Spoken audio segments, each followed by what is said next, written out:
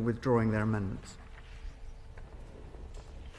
Well, my lords, I thank the Noble Lord the Minister for his answer and everyone who's participated in, as the Minister said, an absolutely fascinating, detailed and very high-quality debate.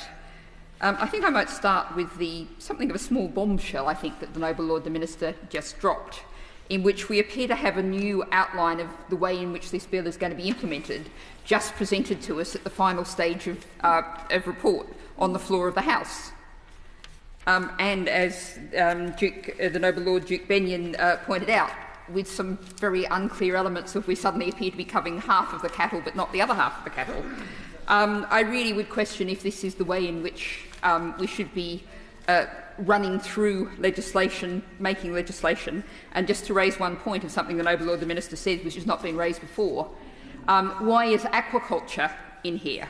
As the Noble Lord Winston said, the reality of land animals is that you can at least keep control of them fairly well, muster them, have them. If you are going to include aquaculture in the early stages, once you've released something into the sea, as we know from farmed salmon, there will of course be escapes.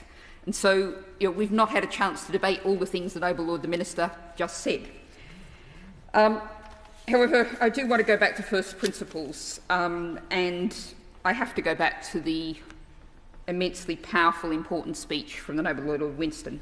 And as the Noble Lord himself said, he is a person with 40 years' experience of working with genes.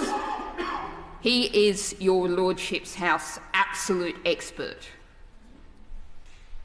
And the Noble Lord Winston said, we're embarking on a massive experiment with potential global repercussions, and we do not understand what we are doing. So before I go further, I'd like to put those words to the Noble Lord the Minister. And my understanding is that the principle of the precautionary principle is part of government policy. How does this bill fit with the precautionary principle? Can I just address some of the points the Noble Lady